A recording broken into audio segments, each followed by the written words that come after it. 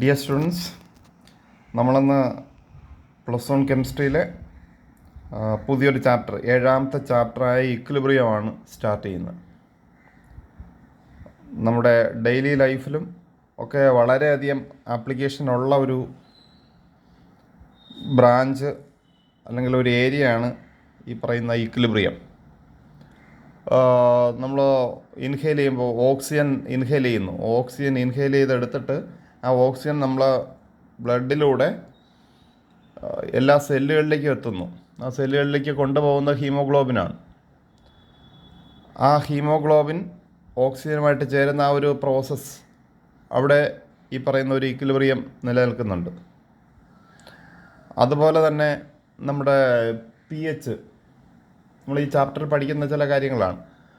pH agriculture ഫീൽഡിൽ നമുക്കറിയാം pHന് വളരെയധികം പ്രാധാന്യമുണ്ട്.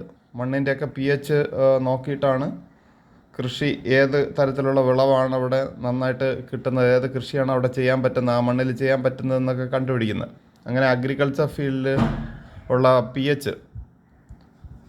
അതുപോലെ തന്നെ നമ്മൾ ഇൻഡസ്ട്രിയൽ ഫീൽഡ് എടുത്തു കഴിഞ്ഞാൽ പല ഇൻഡസ്ട്രീസും, ഇപ്പോൾ ഉദാഹരണമായിട്ട് ഫെർട്ടിലൈസർ ഇൻഡസ്ട്രി വരുമ്പോഴത്തേക്ക് അവിടെ അമോണിയ നിർമ്മിക്കുന്ന പ്രോസസ്സ്,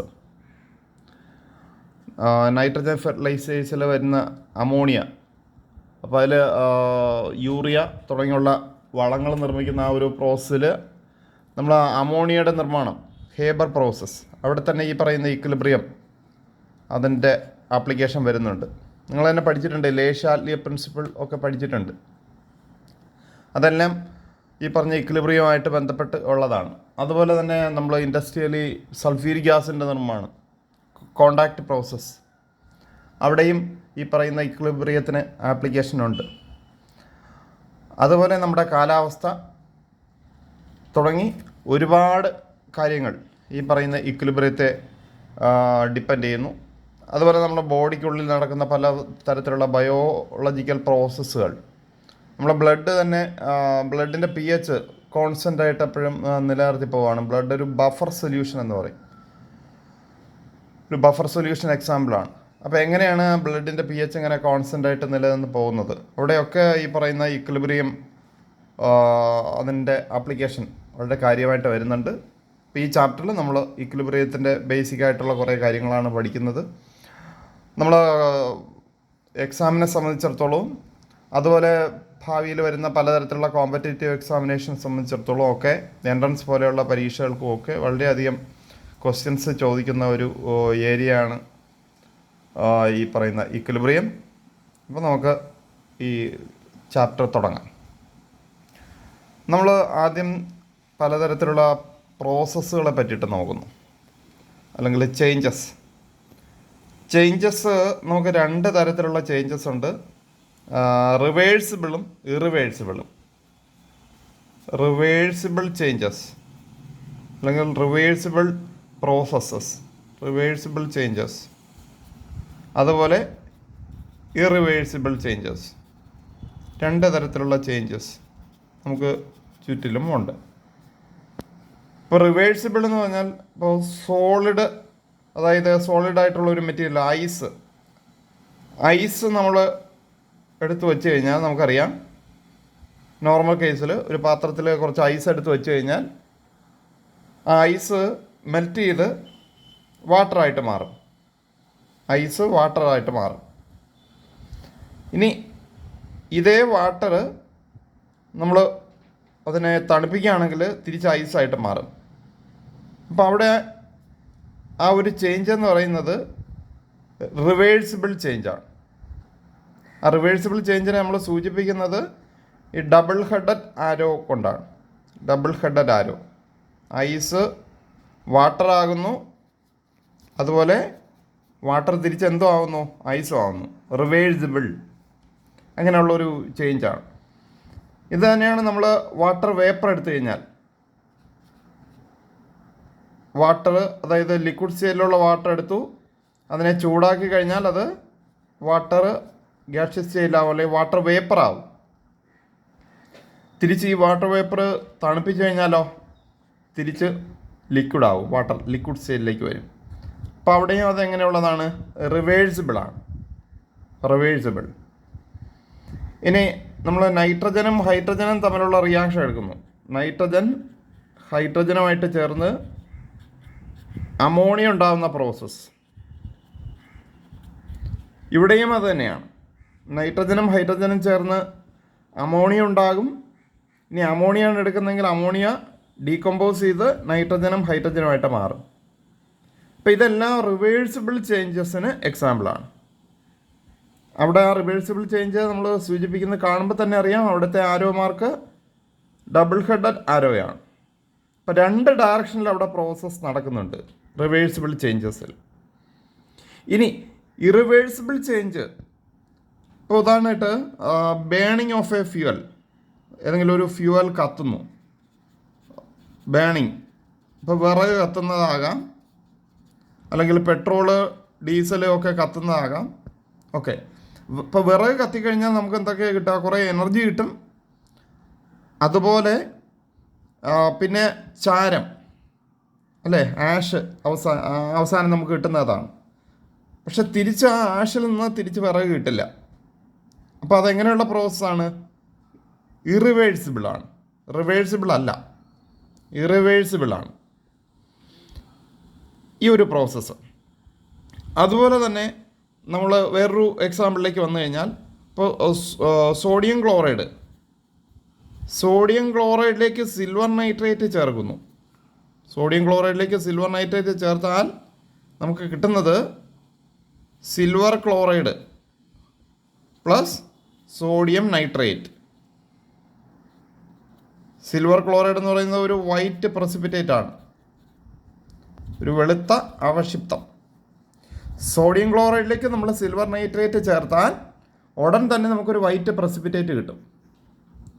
പക്ഷെ തിരിച്ച് ഈ പറയുന്ന സിൽവർ ക്ലോറൈഡും സോഡിയം നൈട്രേറ്റും ചേർന്ന് സോഡിയം ക്ലോറൈഡും സിൽവർ നൈട്രേറ്റും ആയിട്ട് വരുന്നില്ല. സിൽവർ ക്ലോറൈഡും സോഡിയം നൈട്രേറ്റും ചേർന്ന് തിരിച്ച് സോഡിയം ക്ലോറൈഡും സിൽവർ നൈട്രേറ്റും ആകുന്നില്ല. അപ്പോൾ അതെങ്ങനെയുള്ള പ്രോസസ്സാണ്? ഇറിവേഴ്സിബിളാണ്. റിവേഴ്സിബിൾ അല്ല, ഒരൊറ്റ ഡയറക്ഷനിൽ മാത്രം നടക്കുന്ന റിയാക്ഷൻ. നിങ്ങളിത് പഠിച്ചിട്ടുണ്ട് മുമ്പ്. ഏകദിശാ പ്രവർത്തനങ്ങൾ എന്ന് പറയും, ഏകദിശാ പ്രവർത്തനങ്ങൾ. ഇത് ഉഭയദിശാ പ്രവർത്തനങ്ങൾ. ഏകദിശാ പ്രവർത്തനം എന്ന് പറഞ്ഞാൽ ഇറിവേഴ്സിബിൾ പ്രോസസ്സുകൾ അല്ലെങ്കിൽ ചേഞ്ചസ്. ഇത് ഉഭയദിശാ പ്രവർത്തനങ്ങൾ, റിവേഴ്സിബിൾ ചേഞ്ചസ്. നമ്മൾ ഈ ഇക്വിലിബ്രിയം എന്ന് പറയുന്ന ടൈം അത് ആപ്ലിക്കബിൾ ആയിട്ടുള്ളത് റിവേഴ്സിബിൾ ചേഞ്ചസിലാണ്. ഇക്വിലിബ്രിയം എന്ന് പറയുന്നത് റിവേഴ്സിബിൾ ചേഞ്ചസിലാണ്. ഇനി ഇക്വിലിബ്രിയത്തിൻ്റെ ഒരു പ്രത്യേകത, നമ്മൾ ഈ റിവേഴ്സിബിൾ ചേഞ്ച് ഏതെടുത്താലും പറഞ്ഞു 2 ഡയറക്ഷനിലെ പ്രോസസ്സുകൾ നടക്കുന്നുണ്ട്. റിവേഴ്സിബിൾ ചേഞ്ചസിൽ 2 ഡയറക്ഷനിൽ പ്രോസസ്സുകൾ നടക്കുന്നുണ്ട്. ഇക്വിലിബ്രിയം റിവേഴ്സിബിൾ ചേഞ്ചസിൽ 2 ഡയറക്ഷനിൽ പ്രോസസ്സുകൾ നടക്കുന്നുണ്ട് എന്നുള്ളതാണ്. അപ്പോൾ ഇവിടെ ഇക്വിലിബ്രിയം എന്ന് പറയുന്ന സ്റ്റേറ്റ് എപ്പോഴാണ് എത്തുന്നതെന്ന് ചോദിച്ചാൽ, ഈ 2 ഡയറക്ഷനിലുമുള്ള പ്രോസസ്സുകൾ അല്ലെങ്കിൽ ആ ചേഞ്ചസ് ഈക്വൽ റേറ്റിൽ നടക്കുമ്പോഴാണ് സിസ്റ്റം ഇക്വിലിബ്രിയത്തിൽ എത്തുന്നത്. അപ്പോൾ റിവേഴ്സിബിൾ ചേഞ്ചസിൻ്റെ കേസിൽ 2 ഡയറക്ഷനിൽ പ്രോസസ്സുകൾ നടക്കുന്നുണ്ട്. ആ 2 ഡയറക്ഷനിൽ നടക്കുന്ന പ്രോസസ്സുകളും അവയുടെ റേറ്റുകൾ ഈക്വൽ ആകുമ്പോഴാണ് സിസ്റ്റം എന്തിലെത്തിയെന്ന് നമുക്ക് പറയാൻ പറ്റുന്നത്? ഇക്വിലിബ്രിയത്തിൽ എത്തിയെന്ന് നമുക്ക് പറയാൻ പറ്റുന്നത്. ഇനി നമുക്ക് അതിലേക്ക് കൂടുതൽ പോകാം. ഈ ഇക്വിലിബ്രിയം 2 തരത്തിലുണ്ട്. ഒന്ന് എന്ന് പറഞ്ഞാൽ ഫിസിക്കൽ ഇക്വിലിബ്രിയം, ഫിസിക്കൽ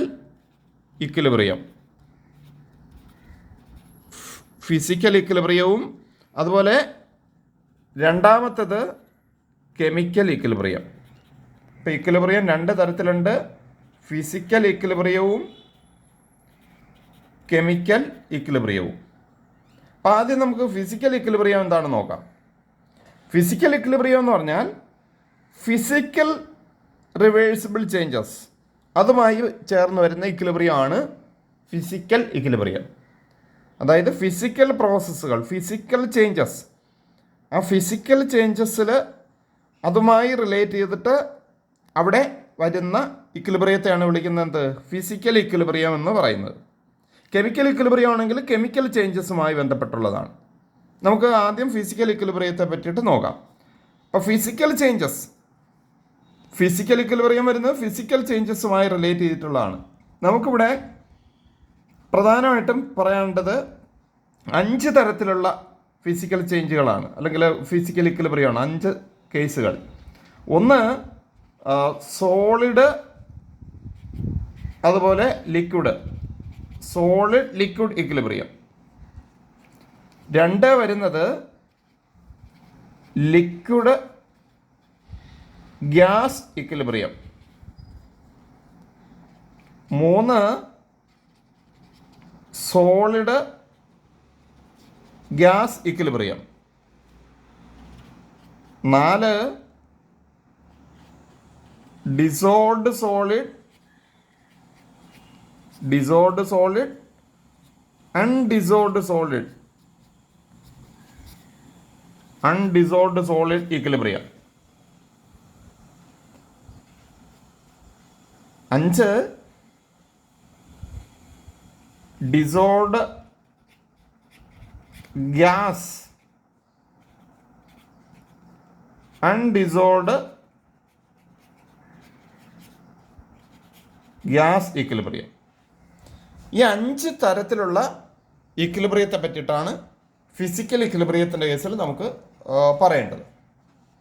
5 തരത്തിലുള്ള ഇക്വിലിബ്രിയത്തെ പറ്റിയിട്ട്. അപ്പോൾ ആദ്യത്തെ കേസിലേക്ക് വരാം. ആദ്യത്തെ കേസ് സോളിഡ് ലിക്വിഡ് ഇക്വിലിബ്രിയം. ആദ്യത്തെ കേസ്. അപ്പോൾ അതിന് ബെസ്റ്റ് എക്സാമ്പിൾ എന്ന് പറയുന്നത് നമ്മൾ നേരത്തെ പറഞ്ഞ ഐസ് വാട്ടർ സിസ്റ്റമാണ്. നമുക്ക് അറിയാം, ഐസ് സോളിഡ് സ്റ്റേറ്റിലുള്ള മെറ്റീരിയലാണ്. ആ ഐസ് വാട്ടറുമായിട്ട് ചേർന്ന് ഒരു ഇക്വിലിബ്രിയം, ഐസ് വാട്ടർ, H2O എന്ന് പറയുമ്പോൾ ഇവിടെ വാട്ടറാണ്. Ice water equilibrium. ഈ ഇക്വിലിബ്രിയം നിലനിൽക്കുന്നത് ഒരു പ്രത്യേക ടെമ്പറേച്ചറിലാണ്, അതുപോലെ ഒരു പ്രത്യേക പ്രഷറിലാണ്. ഇനി സാധാരണഗതിയിൽ ഇവിടെയുള്ള പ്രഷർ, ഈ ഒരു സിസ്റ്റത്തിൻ്റെ പ്രഷർ 1 atm പ്രഷറാണെന്ന് കരുതുക. 1 atm പ്രഷർ, 1 atmospheric പ്രഷർ. ഇപ്പോൾ 1 atmospheric പ്രഷർ ആണെങ്കിൽ ഇവിടെ ഈ ഇക്വിലിബ്രിയം നിലനിൽക്കുന്നത് 0 ഡിഗ്രി സെൽഷ്യസിലായിരിക്കും. At 1 atm pressure and at 0 degree Celsius ice and water are in equilibrium. 1 atm പ്രഷറാണ്, 0 ഡിഗ്രി സെൽഷ്യസ് ആണ് എങ്കിൽ ഐസും വാട്ടറും ഇക്വിലിബ്രിയത്തിലാണ്. ഇവിടെ നേരത്തെ പറഞ്ഞ പോലെ ഇതൊരു റിവേഴ്സിബിൾ പ്രോസസ്സാണ്. അപ്പോൾ അതുകൊണ്ട് തന്നെ 2 തരത്തിലുള്ള ഡയറക്ഷനിൽ, അല്ലെങ്കിൽ 2 ഡയറക്ഷനിൽ ഇവിടെ പ്രോസസ്സ് നടക്കുന്നുണ്ട്. ഒന്നേതാണ്, ഐസ് വാട്ടറായിട്ട് മാറുന്നു, ഐസ് മെൽറ്റ് ചെയ്ത് വാട്ടറായിട്ട് മാറുന്നു. അപ്പോൾ അവിടെ നമ്മൾ പറയും മെൽറ്റിംഗ് എന്ന് പറയുന്ന ഒരു പ്രോസസ്സ് അവിടെ നടക്കുന്നുണ്ട്. അതുപോലെ തന്നെ അടുത്ത ഒരു പ്രോസസ്സ് അവിടെ നടക്കുന്നത് തിരിച്ച് വാട്ടർ ഐസായിട്ട് മാറുന്നു, ഫ്രീസ് ചെയ്യുന്നു. വാട്ടർ ഫ്രീസ് ചെയ്ത് ഐസായിട്ട് മാറുന്നു. അപ്പോൾ ആ 2 പ്രോസസ്സുകൾ, ഒന്ന് ഈ പറയുന്ന മെൽറ്റിംഗ് അല്ലെങ്കിൽ ഫ്യൂസ് ചെയ്യുന്നു, ഐസ് മെൽറ്റ് ചെയ്യുന്നു അല്ലെങ്കിൽ ഫ്യൂസ് ചെയ്യുന്നു. ഇത് മെൽറ്റിംഗ് എന്ന് പറയുന്ന പ്രോസസ്സ്, തിരിച്ച്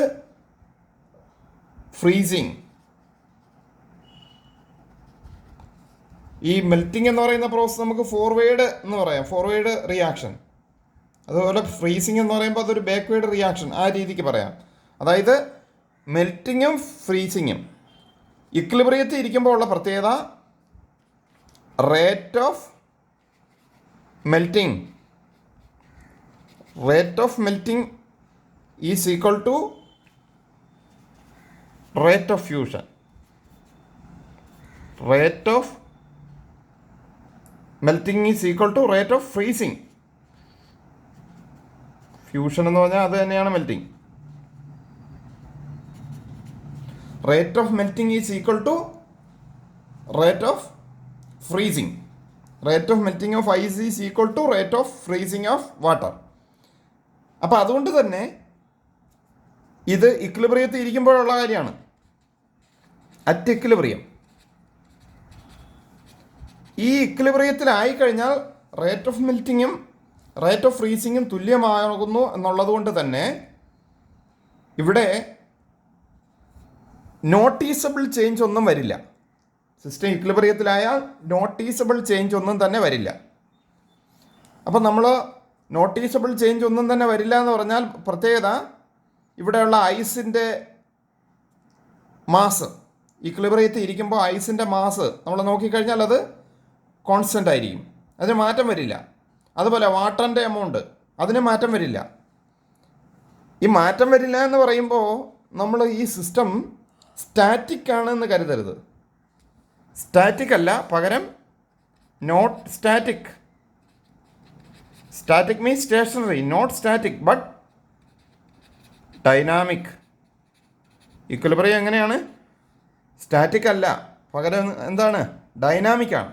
ഡൈനാമിക് മീൻസ് അവിടെ അപ്പോഴും ചേഞ്ച് ഉണ്ട്. ഇവിടെ ഞാൻ പറഞ്ഞു ഐസിൻ്റെ മാസിന് വ്യത്യാസമില്ല, അല്ലെങ്കിൽ വാട്ടറിൻ്റെ എമൗണ്ടിന് വ്യത്യാസം വരുന്നില്ല എന്ന് പറയുമ്പോൾ ഇവിടെ ഒരു ചേഞ്ചും ഇല്ല എന്ന് കരുതരുത്. അവിടെ അപ്പോഴും ചേഞ്ച് ഉണ്ട്. സിസ്റ്റം ഡൈനാമിക് ആണ്. പക്ഷെ ആ ചേഞ്ച് എങ്ങനെയാണ്? രണ്ട് ചേഞ്ചുകൾ, രണ്ട് ഓപ്പോസിറ്റ് ഡയറക്ഷനിൽ ചേഞ്ചുകൾ നടക്കുന്നു. മാത്രമല്ല അതെങ്ങനെയാണ്? ഈക്വലാണ്. അപ്പോൾ ഇവിടെ നിന്ന് എത്ര ഐസിൻ്റെ മോളിക്യൂൾസ് വാട്ടറായിട്ട് മാറുന്നോ, മെൽറ്റ് ചെയ്ത് വാട്ടറായിട്ട് മാറുന്നോ, അത്രയും തന്നെ ഐസിൻ്റെ മോളിക്യൂൾസ് അവിടെ ഉണ്ടാകുന്നുണ്ട്. എങ്ങനെ? വാട്ടർ ഫ്രീസ് ചെയ്ത്. അപ്പം അങ്ങനെ വരുമ്പോൾ ഐസിൻ്റെ എമൗണ്ടിൽ വ്യത്യാസം ഉണ്ടോ? ഇല്ല. വാട്ടറിൻ്റെ എമൗണ്ടിൽ വ്യത്യാസം ഉണ്ടോ? ഇല്ല. അത് അങ്ങനെയാണ് ഈ പറയുന്ന മെഷറബിൾ പ്രോപ്പർട്ടീസ് എന്ന് പറയുന്നത് കോൺസ്റ്റൻ്റ് ആയിട്ട് നിലനിൽക്കുന്നത്.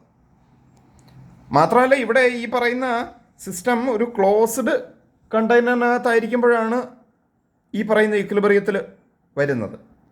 അപ്പോൾ ഇതാണ് സോളിഡ് ലിക്വിഡ് ഇക്വിലിബ്രിയം. ഇനി ഇവിടെ 1 atm പ്രഷറിലുള്ള ഈ ഒരു ടെമ്പറേച്ചർ, ഈ ടെമ്പറേച്ചറിൻ്റെ പ്രത്യേകത എന്താണ്?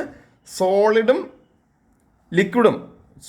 കറസ്പോണ്ടിങ് ലിക്വിഡും ഇക്വിലിബ്രിയത്തിൽ ഇരിക്കുന്ന ഈ ഒരു ടെമ്പറേച്ചർ, ഈ ടെമ്പറേച്ചറിനെ വിളിക്കുന്ന പേരാണ് normal melting point of this solid.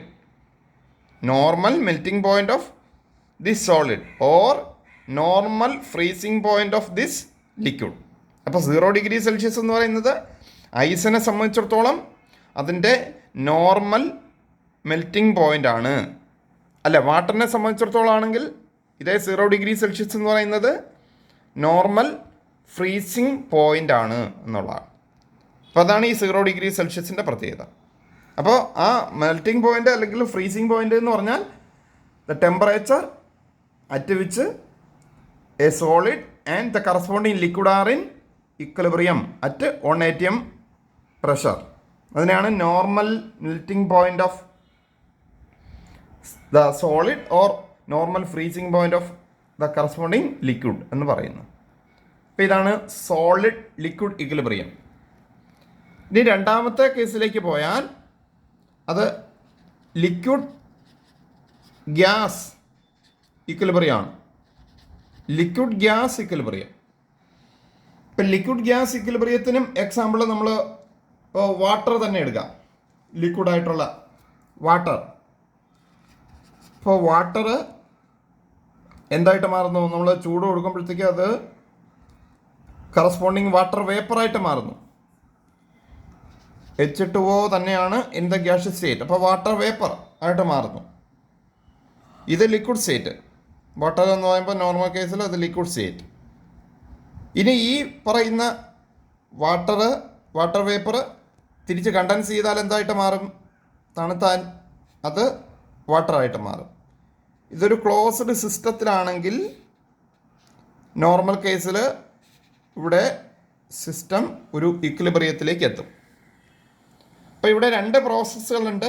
നേരത്തെ പറഞ്ഞ പോലെ ഒന്ന് വാട്ടർ വേപ്പർ സ്റ്റേറ്റിലേക്ക് മാറുന്ന പ്രോസസ്സ്, അതിനെ നമ്മൾ പറയും vaporisation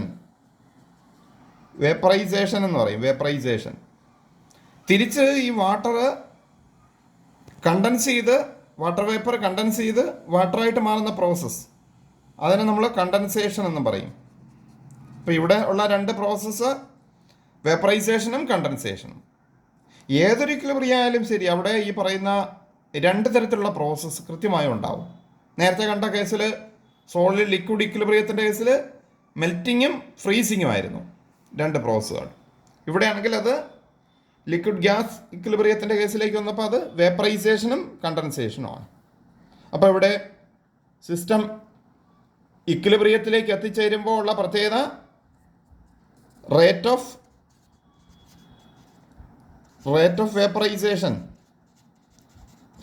vaporisation is equal to rate of condensation. Rate of vaporisation is equal to rate of condensation. ഇതാണ് സിസ്റ്റം ഇക്വിലിബ്രിയത്തിൽ എത്തിച്ചേരുമ്പോൾ ഉള്ള കാര്യം. ഇനി ഇവിടെ നമ്മൾ പ്രഷർ 1 atm ആണെന്ന് കരുതുക. പ്രഷർ 1 atm ആണെങ്കിൽ ഈ ഇക്വിലിബ്രിയം നിലനിൽക്കുന്നത് 100 ഡിഗ്രി സെൽഷ്യസിലാണ്. ഇവിടെ ഈ ഇക്വിലിബ്രിയം നിലനിൽക്കുന്നത് 100 ഡിഗ്രി സെൽഷ്യസിലാണ്. ഈ 100 ഡിഗ്രി സെൽഷ്യസിനെ നമ്മൾ വിളിക്കും വാട്ടറിൻ്റെ ബോയിലിംഗ് പോയിന്റ് എന്ന് വിളിക്കും. അതും normal boiling point. Pressure 1 atm ആയതുകൊണ്ട് അവിടെയുള്ള ബോയിലിംഗ് പോയിന്റിനെ വിളിക്കുന്നത് normal boiling point of the liquid. Boiling point of A liquid means it is A temperature at which the liquid and the corresponding gas are in equilibrium. Gas phase are in equilibrium at 1 atm pressure. അതിനെയാണ് നമ്മൾ വിളിക്കുന്നത് normal boiling point of the ലിക്വിഡിൻ്റെ normal boiling point എന്ന് വിളിക്കുന്നത്. ഇപ്പോൾ വാട്ടറിനെ സംബന്ധിച്ചിടത്തോളം അത് 100 degree Celsius ആണ്. ഈ എക്സ്റ്റേണൽ പ്രഷർ മാറുന്നതിനനുസരിച്ച് ബോയിലിംഗ് പോയിന്റിൽ വേരിയേഷൻ വരും. എക്സ്റ്റേണൽ പ്രഷർ കുറയുന്നതിനനുസരിച്ച് ഇതിൻ്റെ ബോയിലിംഗ് പോയിന്റ്, ലിക്വിഡിൻ്റെ ബോയിലിംഗ് പോയിന്റ് കുറഞ്ഞു വരും. അതാണ് നമ്മൾ ഹൈ ആൾട്ടിറ്റ്യൂഡ്സിലേക്കൊക്കെ പോകുമ്പോഴത്തേക്ക് വരുന്നത്. ഹൈ ആൾട്ടിറ്റ്യൂഡ്സിലേക്ക് പോകുമ്പോൾ അറ്റ്മോസ്ഫിയറിക് പ്രഷർ കുറഞ്ഞു വരും. അപ്പോൾ അറ്റ്മോസ്ഫിയറിക് പ്രഷർ കുറഞ്ഞു വരുമ്പോൾ ബോയിലിംഗ് പോയിന്റും കുറഞ്ഞു വരും. ഇപ്പോൾ വാട്ടർ ബോയിൽ ചെയ്യുന്നത് സീ ലെവലിലാണ് 1 atm പ്രഷറുള്ളത്. ആ സീ ലെവലിലാണ് 100 ഡിഗ്രി സെൽഷ്യസ് വാട്ടറിൻ്റെ ബോയിലിംഗ് പോയിന്റ്. അതാണ് നോർമൽ ബോയിലിംഗ് പോയിന്റ് എന്നാണ് സാധാരണ പറയാറുള്ളത്. അല്ലാതെ വാട്ടറിൻ്റെ ബോയിലിംഗ് പോയിന്റ് ഈ പറഞ്ഞ വാട്ടറിൻ്റെ എന്ന് മാത്രമല്ല, ഏത് ലിക്വിഡിൻ്റെയും ബോയിലിംഗ് പോയിന്റ് എക്സ്റ്റേണൽ പ്രഷർ മാറുന്നതിനനുസരിച്ച് വേരി ചെയ്യും. എക്സ്റ്റേണൽ പ്രഷർ കുറഞ്ഞു വരികയാണെങ്കിൽ ബോയിലിംഗ് പോയിന്റ് കുറഞ്ഞു വരികയും ചെയ്യും. ഓക്കെ, ഇതാണ് രണ്ടാമത്തെ ഇക്വിലിബ്രിയം. നെക്സ്റ്റ് മൂന്നാമത്തെ ടൈപ്പ് സോളിഡ് ഗ്യാസ് ഇക്വിലിബ്രിയം. അപ്പോൾ അതിന് നമ്മൾ എക്സാമ്പിളായിട്ട് എടുക്കുന്ന ഒരു അയഡിൻ സോളിഡ് സ്റ്റേറ്റ് ആണ് നമുക്കറിയാം. ഈ അയഡിനെ നമ്മളൊരു കണ്ടെയ്നറിനകത്ത് കുറച്ച് അയഡിൻ എടുക്കുന്നു. അയഡിൻ എടുത്ത് വെച്ച് കഴിഞ്ഞാലുള്ള പ്രത്യേകത, ഈ അയഡിൻ വേപ്പർ സ്റ്റേറ്റിലേക്ക് പോകും. ഡയറക്റ്റായിട്ട് വേപ്പർ സ്റ്റേറ്റിലേക്ക്. സോളിഡ് നേരിട്ട് ഗ്യാഷ്യസ് സ്റ്റേറ്റിലേക്ക് പോവുകയാണ് ചെയ്യുന്നത്. അവിടെ ലിക്വിഡ് ആകുന്നില്ല, നേരിട്ട് ഗ്യാഷ്യസ് സ്റ്റേറ്റിലേക്ക് പോകും. അവിടെ ഈ അയഡിൻ്റെ വേപ്പേഴ്സ് ഇങ്ങനെ അവിടെ നിറയും. അയഡിൻ്റെ വേപ്പറിൻ്റെ പ്രത്യേകത, അതിനൊരു വയലറ്റ് കളറാണുള്ളത്. ആ വയലറ്റ് കളറിൻ്റെ ഇൻറ്റൻസിറ്റി ഇങ്ങനെ കൂടി വരും. ഒരു പ്രത്യേക സ്റ്റേജ് എത്തുമ്പോൾ ആ ഇൻറ്റൻസിറ്റി മാക്സിമം ആയിട്ട് അവിടെ നിൽക്കും. മീൻസ് അവിടെ ഒരു ഇക്വിലിബ്രിയം എത്തുകയാണ്. അപ്പോൾ അവിടെ ആ സോളിഡ് നേരിട്ട് ഗ്യാസായിട്ട് മാറിയ ഒരു പ്രോസസ്സിനെ വിളിക്കുന്ന പേര് സബ്ലിമേഷൻ എന്നാണ്. സബ്ലിമേഷൻ പറയും. തിരിച്ച് ഈ പറയുന്ന ഗ്യാഷ്യസിലുള്ള മോളിക്യൂൾസ് കണ്ടൻസ് ചെയ്ത് അയഡിനായിട്ട് മാറുന്നുമുണ്ട്. അപ്പോൾ അങ്ങനെ ഒരു പ്രോസസ്സും ഉണ്ട്. ആ ഒരു കണ്ടൻസേഷൻ പ്രോസസ്സും അവിടെ നടക്കുന്നുണ്ട്. രണ്ട് പ്രോസസ്സുകളുണ്ട്, തിരിച്ചുള്ള കണ്ടൻസേഷൻ പ്രോസസ്സ് അതുകൊണ്ട്. അപ്പോൾ ഇവിടെ അയഡിൻ സോളിഡ് സ്റ്റേറ്റിലുള്ള അയഡിനും അതുപോലെ വേപ്പർ സ്റ്റേറ്റിലുള്ള അയഡിനും അവിടെ ഒരു ഇക്വിലിബ്രിയത്തിലെത്തി. ആ സമയത്ത് rate of sublimation is equal to rate of condensation. ഇതാണ് സോളിഡ് ഗ്യാസ് ഇക്വിലിബ്രിയം വരുന്നത്. വേറെയും എക്സാമ്പിൾ ഇതിനുണ്ട്. കർപ്പൂരം, സോളിഡ് സ്റ്റേറ്റിലുള്ള കാർബൺ നമുക്ക് നമ്മൾ എടുത്ത് വെച്ച് കഴിഞ്ഞാൽ പ്രത്യേകത അത് ഓപ്പൺ കണ്ടെയ്നറിനകത്തല്ല, ക്ലോസ്ഡ് കണ്ടെയ്നറിനകത്താണ്. അപ്പോൾ അവിടെ കാംഫർ വേപ്പർ സ്റ്റേറ്റിലേക്ക് പോയി അവിടെ ഒരു ഇക്വിലിബ്രിയത്തിലെത്തും. ഇതേ കാര്യം ഓപ്പണായിട്ട് ഈ കണ്ടെയ്നർ ഓപ്പൺ ആണെങ്കിൽ ഇവിടെ ഈ ഇക്വിലിബ്രിയം കാണില്ല. എന്തുകൊണ്ടാണ്? പ്രത്യേകത എന്താണ്? ഈ വേപ്പർ സ്റ്റേറ്റിൽ വരുന്ന അവർ ഡിസ്പ്ലേസ് ചെയ്ത് എയറിലേക്ക് അങ്ങ് പോവാണ്. തിരിച്ചത് കണ്ടൻസ് ചെയ്ത് ഇവിടെ തന്നെ വരില്ല, ഇവിടെ ഒരു ഇക്വിലിബ്രിയം ഇല്ല. അപ്പോൾ എപ്പോഴും ഓർക്കണം, ഇക്വിലിബ്രിയം ഒരു ക്ലോസ്ഡ് സിസ്റ്റത്തിൽ മാത്രമേ ഇക്വിലിബ്രിയം ഉണ്ടാവുള്ളൂ. ഒരു ഓപ്പൺ സിസ്റ്റത്തിൽ ഇക്വിലിബ്രിയം വരില്ല എന്നുള്ളതാണ്. ഇത് തന്നെയാണ് അമോണിയം ക്ലോറൈഡ് സോളിഡ് സ്റ്റേറ്റിലെടുത്തത് അമോണിയം ക്ലോറൈഡ് വേപ്പർ സ്റ്റേറ്റിലേക്ക് പോകുന്നു. അപ്പോൾ ഇതെല്ലാം സോളിഡ് ഗ്യാസ് ഇക്വിലിബ്രിയത്തിന് എക്സാമ്പിളാണ്. ഇനി നാലാമത്തത് ഡിസോൾഡ് സോളിഡ്, അൺഡിസോൾഡ് സോളിഡ്. ഇപ്പോൾ ഇതിന് നമുക്ക് ഈ ഒരു ഇക്വിലിബ്രിയത്തിന് എക്സാമ്പിളായിട്ട് ഇപ്പോൾ ഷുഗർ സൊല്യൂഷൻ, പഞ്ചസാര എടുത്ത് വെള്ളത്തിൽ ഡിസോൾവ് ചെയ്ത് അതിൻ്റെ ഒരു സാച്ചുറേറ്റഡ് സൊല്യൂഷൻ ഉണ്ടാക്കുന്നു. സാച്ചുറേറ്റഡ് സൊല്യൂഷൻ എന്ന് പറഞ്ഞാൽ എന്താണ് പ്രത്യേകത? പഞ്ചസാര നമ്മൾ കുറച്ച് വെള്ളത്തിലേക്ക് ചേർക്കുന്നു, ഇളക്കുന്നു, വീണ്ടും വെള്ളത്തിലേക്ക് പഞ്ചസാര ആഡ് ചെയ്യുന്നു, ഇളക്കുന്നു, അങ്ങനെ അത് സോല്യബിളായി മാക്സിമം സോല്യബിൾ ആകുന്ന ഒരു സ്റ്റേജ് എത്തും. പിന്നീട് നമ്മൾ അല്പം പോലും പഞ്ചസാര അതിൽ ചേർത്ത് ഇളക്കാൻ ശ്രമിച്ചാൽ അതിലേക്ക് ഡിസോൾവ് ചെയ്യില്ല. ആ മാക്സിമം സോല്യബിൾ ആയ ആ ഒരു കണ്ടീഷനിൽ നമ്മൾ ആ സൊല്യൂഷൻ എന്തെന്ന് വിളിക്കും? സാച്ചുറേറ്റഡ് സൊല്യൂഷൻ എന്ന് വിളിക്കും. ഈ സാച്ചുറേറ്റഡ് സൊല്യൂഷൻ ആയിക്കഴിഞ്ഞാൽ ഉള്ള പ്രത്യേകത, സാച്ചുറേറ്റഡ് സൊല്യൂഷൻ ആയതിനു ശേഷം നമ്മൾ ഒരു 1 ഗ്രാം പഞ്ചസാര കൂടെ എക്സ്ട്രാ ആഡ് ചെയ്യുന്നു എന്ന് കരുതുക. ആ 1 ഗ്രാം പഞ്ചസാര ആഡ് ചെയ്ത് കഴിഞ്ഞാൽ ആ 1 ഗ്രാം പഞ്ചസാര അങ്ങനെ തന്നെ എപ്പോഴും ആ 1 ഗ്രാമായിട്ട് അവിടെ അവശേഷിക്കും. അപ്പോൾ അവിടെ ഷുഗർ സൊല്യൂഷൻ സ്റ്റേജിലുള്ള ഷുഗറുണ്ട്, അൺഡിസോൾഡ് സ്റ്റേജിൽ നമ്മൾ ആഡ് ചെയ്ത ആ 1 ഗ്രാം ഷുഗറുണ്ട്. അവ തമ്മിലൊരു ഈക്വിലിബ്രിയത്തിലാണ്. അപ്പോൾ ഇവിടെ നിങ്ങൾ കരുതണ്ട, നമ്മൾ ആഡ് ചെയ്ത പഞ്ചസാര, നമ്മൾ ആ സൊല്യൂഷനിൽ എക്സ്ട്രാ ആഡ് ചെയ്ത പഞ്ചസാര ആ 1 ഗ്രാം ഇപ്പോഴും അനങ്ങാതെ അവിടെ 1 ഗ്രാമായിട്ട് തന്നെ നിലനിൽക്കുകയാണ്, സിസ്റ്റം സ്റ്റാറ്റിക് ആണ് എന്ന് കരുതണ്ട. ആ 1 ഗ്രാം ആ അൺഡിസോൾഡ് സോളിഡ് ഏതിലേക്ക് പോകുന്നുണ്ട്? ഡിസോൾഡ് സ്റ്റേറ്റിലേക്ക് പോകുന്നുണ്ട്. ആ 1 ഗ്രാമിൽ നിന്ന് കുറേ മോളിക്യൂൾസ്, പഞ്ചസാരയുടെ മോളിക്യൂൾസ് സൊല്യൂഷനിലേക്ക് പോകുന്നുണ്ട്. ഒപ്പം ആ സൊല്യൂഷനിൽ നിന്ന് ഏതിലേക്കും പോകുന്നുണ്ട്? ആ സൊല്യൂഷനിൽ നിന്ന് സോളിഡ് സ്റ്റേറ്റിലേക്കും പോകുന്നുണ്ട്. അപ്പോൾ ഈ പറയുന്ന സോളിഡ്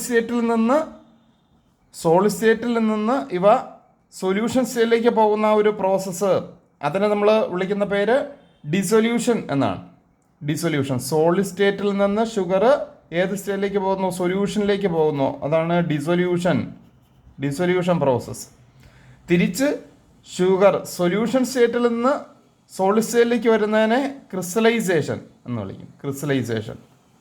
ക്രിസ്റ്റലൈസേഷൻ ഇക്വിലിബ്രിയത്തിൽ ആകുമ്പോഴുള്ള പ്രത്യേകം എന്താണ്? Rate of dissolution is equal to rate of crystallisation. അതുകൊണ്ടാണ് എപ്പോഴും 1 ഗ്രാം ആയിട്ട് തന്നെ അവിടെ നിലനിൽക്കുന്നത്.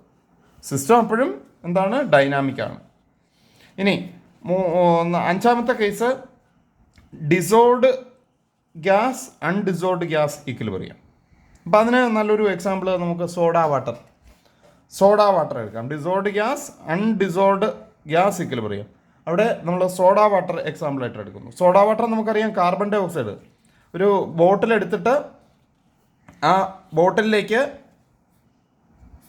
വെള്ളം എടുത്തിട്ട് അതിലേക്ക് കാർബൺ ഡൈ ഓക്സൈഡ് നമ്മൾ ഡിസോൾവ് ചെയ്യുകയാണ്. എങ്ങനെ? ഹൈ പ്രഷർ കൊടുത്താണ് കാർബൺ ഡൈ ഓക്സൈഡ് ഡിസോൾവ് ചെയ്യുന്നത്. അവിടെ നമ്മൾ കൂടുതൽ പ്രഷർ കൊടുക്കുന്നതിനനുസരിച്ച് കൂടുതൽ കാർബൺ ഡൈ ഓക്സൈഡ് അവിടെ ഡിസോൾവ് ചെയ്യും. ഇനി അത് നമ്മൾ ആ കണ്ടെയ്നർ ക്ലോസ് ചെയ്ത് വയ്ക്കുമ്പോൾ ഉള്ള പ്രത്യേകത, അവിടെ കാർബൺ ഡൈ ഓക്സൈഡ് ഗ്യാഷ്യസ് സ്റ്റേറ്റിലും ഉണ്ട്, കാർബൺ ഡൈ ഓക്സൈഡ് സൊല്യൂഷനിലും ഉണ്ട്. അവർ തമ്മിലൊരു ഇക്വിലിബ്രിയത്തിലായിരിക്കും. ഇനി എപ്പോഴെങ്കിലും നമ്മളിതൊന്ന് ഓപ്പൺ ചെയ്താലുള്ള പ്രത്യേകത, ഇത് ഓപ്പൺ ചെയ്യുമ്പോൾ കാർബൺ ഡൈ ഓക്സൈഡ് വിസ് ചെയ്ത് പുറത്തേക്ക് വരും, പെട്ടെന്ന് പൊട്ടി പുറത്തേക്ക് വരും. എന്താ പ്രത്യേകത? അവിടുത്തെ എക്സ്റ്റേണൽ പ്രഷർ കുറയാണ്. ഓപ്പൺ ചെയ്യുമ്പോൾ പ്രഷർ അറ്റ്മോസ്ഫിയർ പ്രഷറിലേക്ക് കുറയുകയാണ്. അപ്പോൾ സ്വാഭാവികമായിട്ടും ഈ പറയുന്ന ഡിസൊല്യൂഷൻ കുറയും. എക്സ്റ്റേണൽ പ്രഷർ കുറയുമ്പോൾ ഡിസൊല്യൂഷൻ കുറയും. അതുമായി റിലേറ്റ് ചെയ്തിട്ടൊരു ലോ ഉണ്ട്. ആ ലോ ഇതാണ്, Henry's law.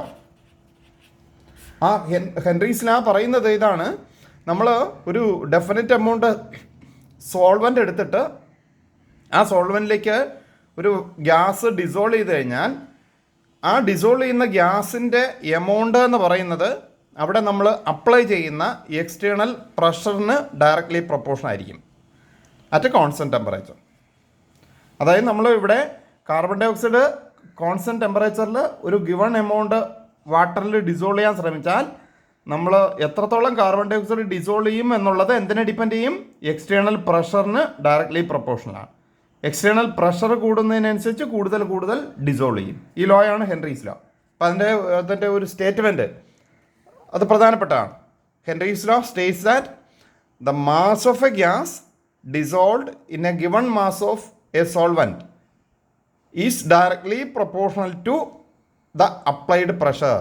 Is directly proportional to the applied pressure or the pressure of the gas above the solvent at a constant temperature. അപ്പോൾ ഇതാണ് ഹെൻറീസ് ലോ. ഒന്നുകൂടി ഹെൻറീസ് ലോ സ്റ്റേറ്റ്മെൻറ്റ് വളരെ പ്രധാനപ്പെട്ടതാണ്. Henry's law States that the mass of A gas dissolved in A given mass of A solvent at a particular temperature is directly proportional to the pressure of the gas above the solvent or the applied pressureന് directly proportional ആണ് amount of gas dissolved എന്ന് പറയുന്നത്. അപ്പോൾ ഇതാണ് Henry's law. ഈ പറയുന്ന dissolved gas undissolved ഗ്യാസിന് example, ഏറ്റവും ബെസ്റ്റ് ആയിട്ടുള്ള എക്സാമ്പിൾ നമ്മുടെ ഈ പറയുന്ന സോഡ വാട്ടർ ആണ്. അപ്പോൾ ഇതാണ് 5 തരത്തിലുള്ള ഫിസിക്കൽ ഇക്വിലിബ്രിയം. നമ്മൾ പഠിച്ച 5 തരത്തിലുള്ള physical equilibrium: solid liquid equilibrium, liquid gas equilibrium, 3 solid gas equilibrium, 4 dissolved solid undissolved solid equilibrium, 5 dissolved gas undissolved gas equilibrium. ഈ എല്ലാ ഫിസിക്കൽ ഇക്വിലിബ്രിയത്തെ സംബന്ധിച്ചും ആപ്ലിക്കബിൾ ആയിട്ടുള്ള പ്രധാനപ്പെട്ട ചില കാര്യങ്ങൾ: ഒന്ന്, ഇക്വിലിബ്രിയം എവിടെയാണ്? ഒരു ക്ലോസ്ഡ് സിസ്റ്റത്തിൽ മാത്രം, ഒരു പ്രത്യേക ടെമ്പറേച്ചറിൽ, ഒരു ക്ലോസ്ഡ് സിസ്റ്റത്തിൽ മാത്രമാണ് ഇക്വിലിബ്രിയം ആപ്ലിക്കബിൾ ആയിട്ടുള്ളത്. Equilibrium is applicable only in the case of A closed system at A temperature, at A particular temperature, at A constant temperature. ഒരു കോൺസ്റ്റൻറ്റ് ടെമ്പറേച്ചറിൽ മാത്രമാണ് ആ ഇക്വിലിബ്രിയം ഉള്ളത്. കോൺസ്റ്റൻറ്റ് ടെമ്പറേച്ചർ ക്ലോസ്ഡ് സിസ്റ്റത്തിലാണ്, ഒരു പ്രത്യേക ടെമ്പറേച്ചറിലാണ്. രണ്ടാമത്തെ ഒരു പോയിന്റ്, ഇക്വിലിബ്രിയത്തിനെ സംബന്ധിച്ച് ഏത് ഇക്വിലിബ്രിയം എടുത്താലും ഇവിടെ 2 ഓപ്പോസിങ് പ്രോസസ്സുകളുണ്ട്. ആ 2 ഓപ്പോസിങ് പ്രോസസ്സുകൾ ഈക്വൽ റേറ്റിലാണ് നടക്കുന്നത്.